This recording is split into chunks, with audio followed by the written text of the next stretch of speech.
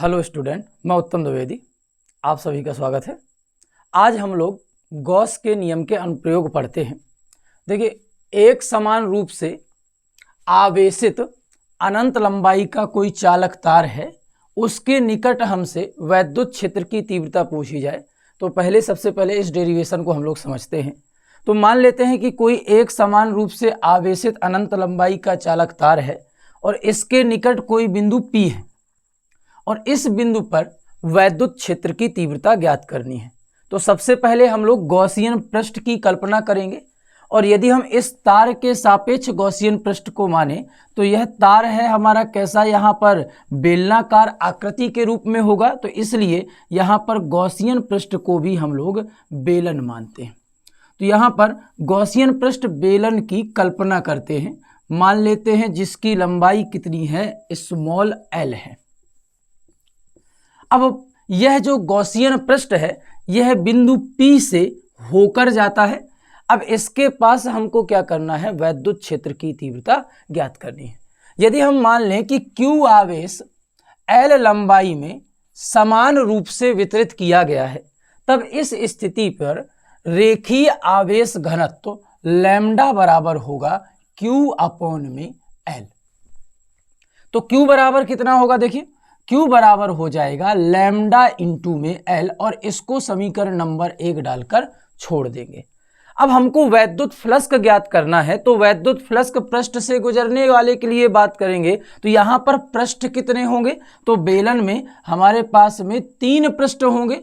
पहला पृष्ठ यह हो गया वृत्ताकार, दूसरा पृष्ठ भी वृत्ताकार और तीसरा पृष्ठ जो है वह वक्र पृष्ठ हो जाएगा। अब यदि हम लोगों ने बिंदु माने हुए हैं यहाँ पर P को, तो इस जगह पर हम लोग DA की कल्पना करते हैं। तो DA पृष्ठ के लंबवत बाहर की ओर होगा, तो पृष्ठ के लंबवत DA को बाहर की ओर प्रदर्शित कर दिया। और क्योंकि धनावेश है तो धनावेश के कारण भी वैद्युत क्षेत्र की तीव्रता कहाँ की ओर होती है, बाहर की ओर होती है। तो इसमें E की दिशा को भी कहाँ की ओर प्रदर्शित करते हैं, बाहर की ओर प्रदर्शित करते हैं। सेम कंडीशन अगर हम इस पृष्ठ में देखें तो इस पृष्ठ पर आपको यहाँ पर E के लिए अगर बात करेंगे तो E की दिशा सदैव कहाँ होगी, बाहर की ओर। लेकिन यदि DA बनाना चाहते हैं तो DA पृष्ठ के लंबवत ऊपर या बाहर की ओर होगा, तो पृष्ठ के लंबवत कहाँ की ओर आएगा, ऊपर की ओर आएगा। यह DA की दिशा हो जाएगी। इसी प्रकार से यदि हम इस पृष्ठ नीचे वाले तल पर बात करें तो नीचे वाले तल पर DA की जो दिशा होगी वह पृष्ठ के लंबवत नीचे की ओर और E की दिशा तार से बाहर दूर, यानी कि हम लोग दाएं साइड बिंदु माने हुए हैं तो दाईं ओर हो जाएगी। तो इस प्रकार से तीनों पृष्ठों पर हम लोगों को क्या पता चली, DA और E के मध्य की दिशा। अब यहाँ पर यदि हम ध्यान दें तो E और DA आपस में एक दूसरे के समांतर हैं, इसलिए इनके मध्य बनने वाला कोण 0 होगा। और इस जगह पर हम ध्यान दें तो यहाँ पर DA और E एक दूसरे के लंबवत है, इसलिए इनके मध्य बनने वाला कोण 90 अंश होगा। और यहाँ पर ध्यान दें तो E और DA के मध्य बनने वाला कोण क्या है, 90 अंश है। तो यह भी हमारा क्या आएगा, यहाँ पर लंबवत आ जाएगा। अब हम लोग फ्लक्स ज्ञात करना चाहते हैं तो फ्लक्स फाई E बराबर होता है समाकलन का चिन्ह E डॉट DA। अब यहाँ पर हमारे पास में 3 पृष्ठ हैं, तो तीनों पृष्ठों के लिए हमें फ्लक्स ज्ञात करना होगा। तो यहाँ पर हम मान लेते हैं पहले पृष्ठ के लिए EDA cos थीटा, फिर इसी प्रकार से दूसरे पृष्ठ के लिए EDA cos थीटा और इसी प्रकार से तीसरे पृष्ठ के लिए EDA cos थीटा। लेकिन यहाँ पर थीटा की जो वैल्यू है प्रत्येक पृष्ठ के लिए अलग अलग है। पहला और जो दूसरा पृष्ठ है उसमें DA और E के मध्य 90 अंश का कोण बन रहा है। तो यहाँ पर E और DA के मध्य कोण जो है वह 90 अंश है और यहाँ पर E और DA के मध्य तीसरे पृष्ठ में कितना है, 0 अंश का कोण। तो इस जगह पर हम मान रख लेते हैं कि E और DA के मध्य पहले पृष्ठ पर कितने अंश का कोण है, 90 अंश का, तो 90 रख लेते हैं। दूसरे पृष्ठ पर E और DA के मध्य कितने अंश का कोण है, 90 अंश का, तो यहाँ पर भी 90 अंश रख लेते हैं। इसके बाद तीसरे पृष्ठ की बात करें तो तीसरे पृष्ठ में E और DA एक दूसरे के समांतर है, तो यहाँ पर 0 आ जाएगा। अब cos 90 का मान होता है 0, इसलिए EDA cos 90 का मान यहां पर पूरा 0 हो जाएगा। तो पहले पृष्ठ से फ्लक्स और दूसरे पृष्ठ से फ्लक्स का मान कितना होगा? 0 होगा। लेकिन तीसरे पृष्ठ में cos 0 है और cos 0 का मान होता है 1, इसलिए फ्लक्स फाई ई का मान तीसरे पृष्ठ के कारण निर्गत होगा। तो यहां पर आ जाएगा समाकलन का चिन्ह EDA। अब क्योंकि तीसरा पृष्ठ कैसा पृष्ठ है? वक्र पृष्ठ है, और वक्र पृष्ठ किसी भी वेलन का होता है 2 पाई RL। तो इस कारण से हम DA को क्या लिख सकते हैं? किसी भी वेलन के लिए जो वक्र पृष्ठ है वह होता है 2 पाई RL। तो यहाँ DA के स्थान पर क्या आ जाएगा? 2 पाई RL आ जाएगा। तो यहाँ पर अब फाई ई का मान हो जाएगा E इंटू में DA के स्थान पर हमने रख दिया 2 पाई RL, तो यहाँ पर आ गया 2 पाई RL। इसको समीकरण नंबर 1 डालकर छोड़ देते हैं। अब इसके बाद गॉस की प्रमेय का उपयोग करते हैं। देखिए, हम लोगों ने पढ़ा है कि गॉस की प्रमेय क्या कहती है कि किसी भी पृष्ठ से गुजरने वाला वैद्युत फ्लक्स फाई ई बराबर होता है, यहां पर यदि लिखें गॉस की प्रमेय से, तो गॉस की प्रमेय से क्या आएगा? फाई ई बराबर Q अपॉन में एप्सिलॉन नॉट, और इसको समीकरण नंबर 2 मानते हैं, क्योंकि यहां पर ये गॉस की प्रमेय क्या कहती है कि किसी भी पृष्ठ से गुजरने वाला जो वैद्युत फ्लक्स है वह किसके बराबर होता है? आवेश का 1/एप्सिलॉन नॉट गुना होता है। अब आगे चलते हैं हम लोग। आगे यहां पर ये जो समीकरण नंबर 1 है और 2 है, इन दोनों की तुलना करते हैं। तो समीकरण नंबर 1 व 2 से यदि हम लोग लिखें तो यहां पर लिखते हैं समीकरण नंबर 1 व समीकरण नंबर 2 से। समीकरण 1 और 2 में यदि हम तुलना करें तो फाई ई का मान यहां पर है E इंटू 2 पाई RL, और दूसरे में फाई ई का मान है Q अपॉन में एप्सिलॉन नॉट।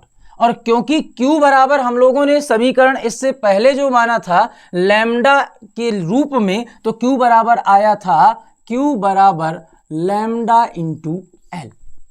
तो यहां पर Q के स्थान पर रख लेते हैं लैम्डा इंटू L, तो हो जाएगा E इंटू 2 पाई RL बराबर lambda into L upon epsilon not. तो L से L कैंसिल हो जाएगा, तो यहां पर E की वैल्यू आएगी, E बराबर आएगा 1 अपॉन 2 पाई एप्सिलॉन नॉट, यह 2 पाई इस तरफ गया तो 2 पाई एप्सिलॉन नॉट हो गया, इंटू में लैम्डा अपॉन में R। यदि हम इसको 4 पाई में बदलना चाहते हैं तो 2 का ऊपर नीचे गुणा करा लेते हैं, तो E बराबर आएगा 1 upon 4 pi epsilon not 2 lambda upon में R। और यह किसी अनंत लंबाई के रेखीय चालक के कारण वैद्युत क्षेत्र की तीव्रता का सूत्र है। अब बात करते हैं इसकी दिशा कहाँ की ओर होगी। तो यदि यह तार धनावेशित है तो धनावेशित तार के कारण यहां पर तार से बाहर बोल सकते हैं या तार से दूर हो सकती है। तार से बाहर, यहां पर क्या बताया कि यदि यह धनावेश है तो तार से बाहर की ओर, और यदि यह तार कैसा होता? ऋणावेशित होता, तो हम लोग लिख देते तार की ओर होगी। अब यदि आपसे कह दे वैद्युत क्षेत्र की जो तीव्रता है इसका सदिश रूप लिख दीजिए, तो सदिश रूप क्या होगा?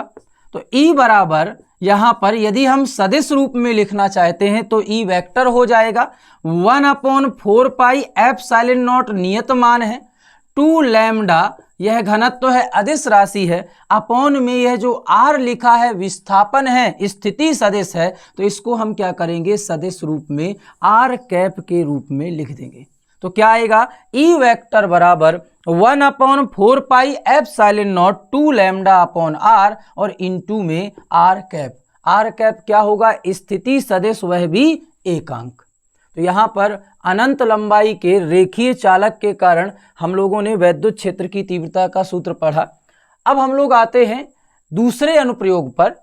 किसी गोलीय चालक के लिए एक समान रूप से कोई आवेशित गोलीय चालक या कोई गोलीय कोश है, उसके कारण वैद्युत क्षेत्र की तीव्रता ज्ञात करनी हो। तो देखिए, हम लोगों ने चालक के लिए पढ़ा था कि किसी चालक को यदि हम आवेशित करते हैं तो चालक का जो आवेश है उसके सदैव पृष्ठ पर पहुंच जाता है। तो यदि हम इस गोलीय चालक को आवेशित करेंगे तो संपूर्ण आवेश इसके पृष्ठ पर पहुंच जाएगा। तो हम लोग मान लेते हैं कि जो प्लस Q आवेश है इस पर गोलीय चालक पर हमने आवेशित कर दिया, और आवेशित जब किया तो यह चालक पर कहाँ आ गया, पृष्ठ पर आ गया।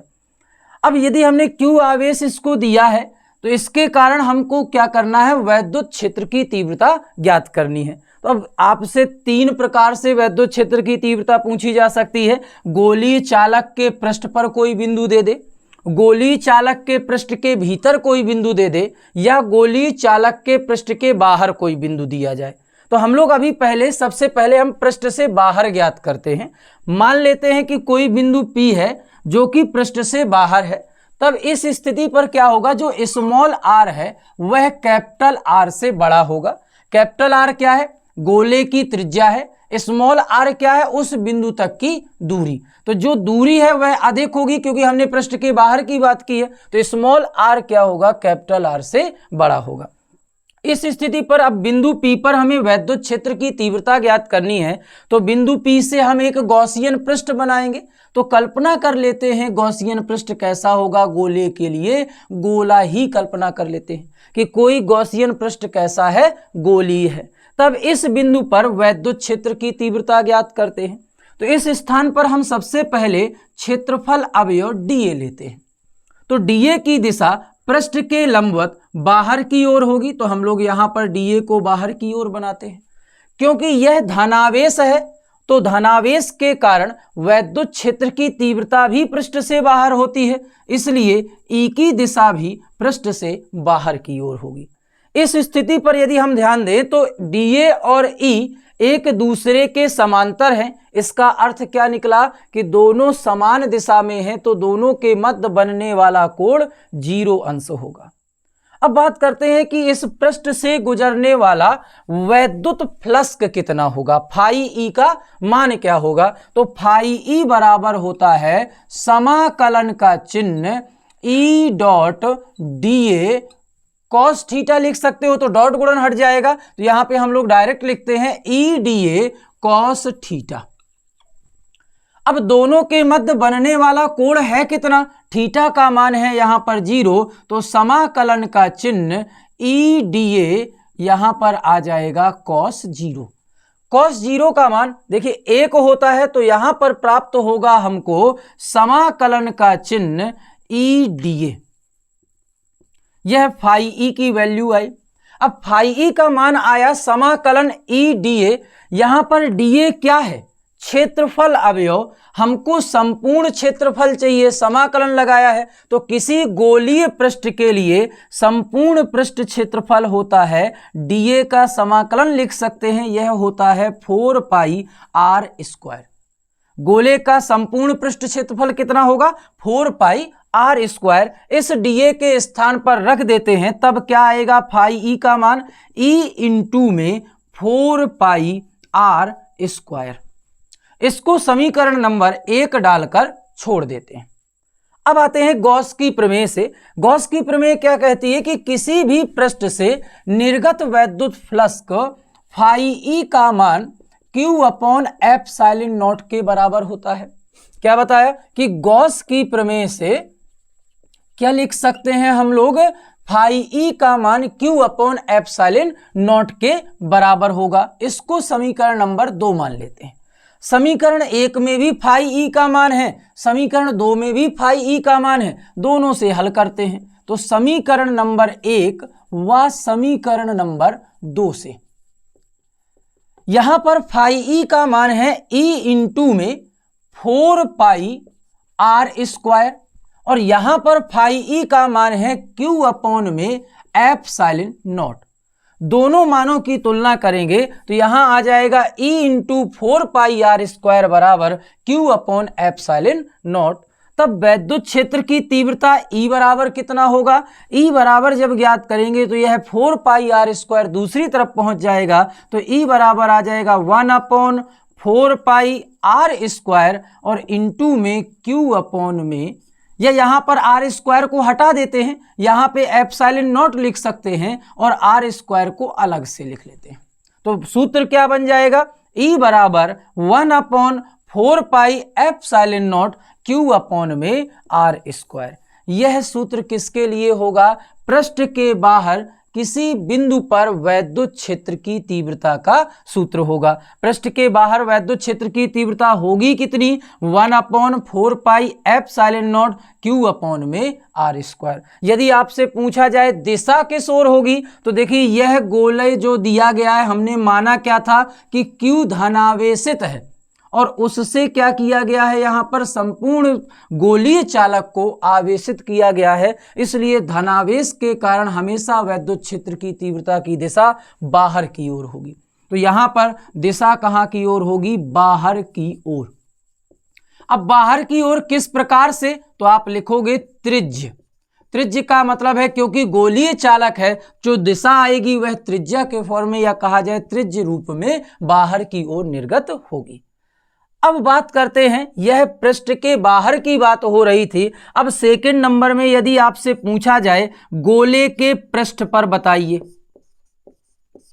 अब पृष्ठ पर स्मॉल आर कैपिटल आर के बराबर होगा। कहने का मतलब है यदि हमने पृष्ठ पर कोई बिंदु लिया तब यह दूरी जो होगी वह गोले की वास्तविक त्रिज्या ही होगी। इस स्थिति पर स्मॉल आर कैपिटल आर के बराबर होगा।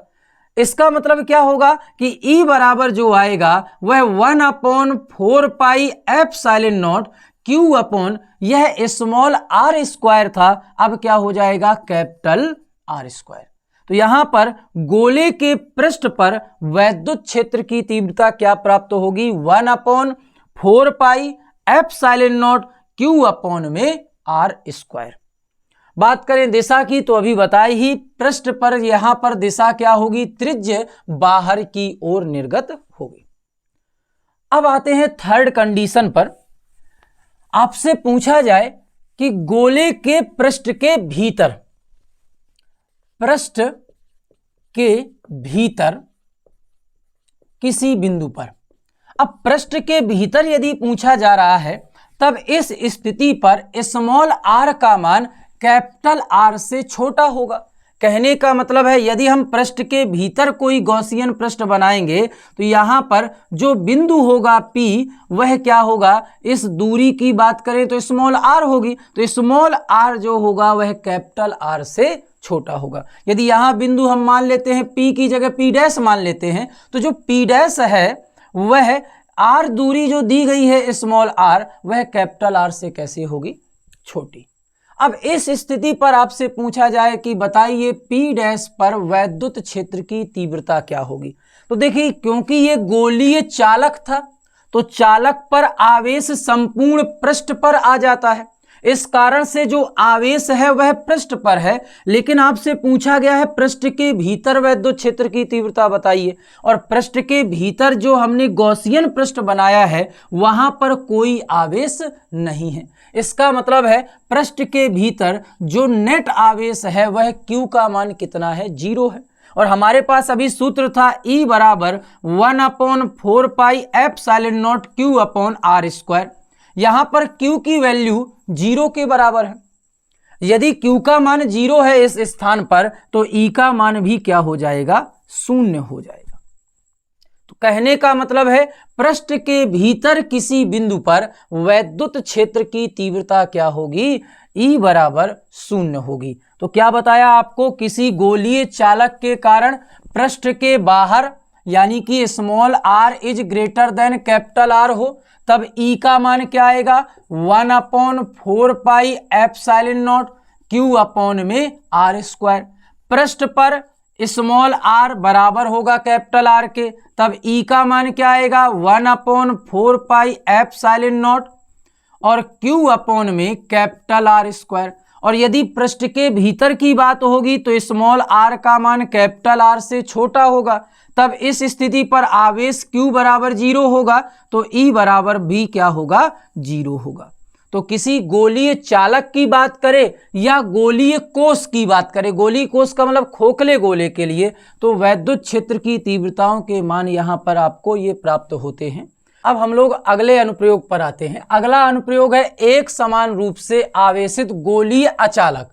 यह क्या है? अचालक की बात हो रही है और इसके कारण वैद्युत क्षेत्र की तीव्रता पूछी जाए तो गोलीय अचालक के कारण यदि वैद्युत क्षेत्र की तीव्रता ज्ञात करनी है तो हम लोग मान लेते हैं कि कोई गोलीय अचालक है जो कि एक समान रूप से आवेशित है और उसका आवेश घनत्व या कहा जाए आयतन आवेश घनत्व रो है और रो बराबर हो जाएगा Q अपॉन में V।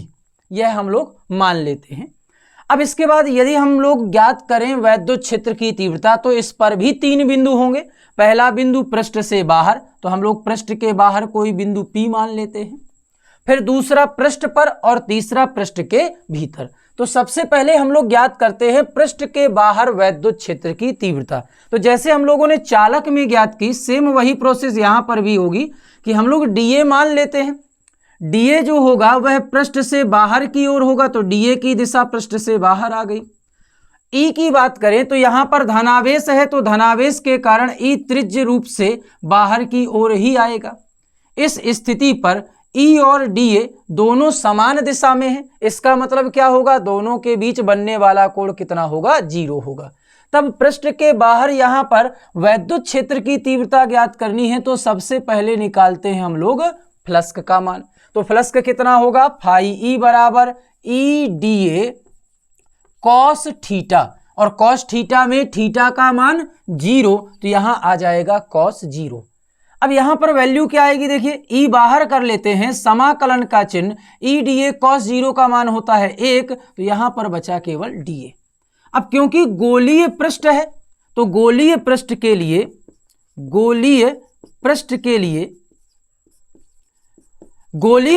लिए जो dA है उसका संपूर्ण समाकलन या कहा जाए गोलीय पृष्ठ का जो क्षेत्रफल है वह होता है 4 पाई r स्क्वायर।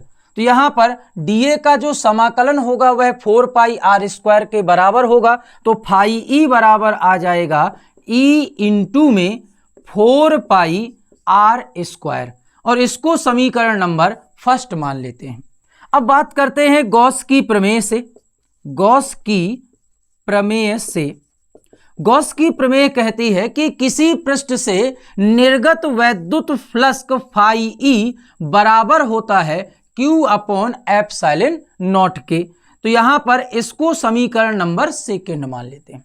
समीकरण फर्स्ट और सेकंड की बात करें तो दोनों में फाई E का मान ज्ञात करना है, तो इसका मतलब है यहां पर दोनों की तुलना कर सकते हैं। तो समीकरण नंबर 1 व समीकरण नंबर 2 से यहां पर फाई E का मान है E इंटू में 4 पाई r स्क्वायर, और इस स्थान पर फाई E का मान है Q अपॉन में एप्सिलॉन नॉट। तो दोनों मानों की यदि हम लोग तुलना करेंगे तो दोनों आपस में बराबर होंगे। तो E बराबर यहां से निर्गत होगा 1 upon 4 pi epsilon naught Q upon में r स्क्वायर। इसका मतलब है पृष्ठ के बाहर वैद्युत क्षेत्र की जो तीव्रता आएगी वह वही आएगी जो अभी हम लोगों ने गोलीय चालक के कारण ज्ञात की थी। कितना आया? 1 upon 4 pi epsilon naught Q upon r square. दिशा की बात करें तो दिशा कहां होगी? क्योंकि धनावेशित है तो आप बोलोगे पृष्ठ से बाहर कहां की ओर? त्रिज्य बाहर की ओर। तो पृष्ठ से बाहर त्रिज्य होगी दिशा किसकी? वैद्युत क्षेत्र की तीव्रता की। अब बात करते हैं सेकंड पॉइंट पर आते हैं। सेकंड पॉइंट क्या है? कह सकता है आपसे पृष्ठ पर वैद्युत क्षेत्र की तीव्रता बताइए। पृष्ठ पर मतलब क्या है? स्मॉल r बराबर हो कैपिटल R के। इसका मतलब है कोई जो बिंदु दिया गया हो वह पृष्ठ पर दिया गया हो। तब इस स्थिति पर देखिए जो गॉसियन पृष्ठ होगा वही पृष्ठ ही होगा। इस स्थिति पर जो आवेश है अभी भी Q होगा। इस स्थिति पर जो E का मान आएगा वह क्या आएगा? 1 upon 4 pi epsilon naught Q upon small r की जगह क्या हो जाएगा? Capital R square. क्या बताया कि पृष्ठ पर वैद्युत क्षेत्र की तीव्रता स्मॉल r कैपिटल R के बराबर होगा। तब E बराबर आ जाएगा 1 upon 4 pi epsilon naught Q upon R square. अब अगली कंडीशन में आते हैं। पृष्ठ के भीतर, नंबर 3 में आए तो पृष्ठ के भीतर आपसे पूछा जाए, पृष्ठ के भीतर।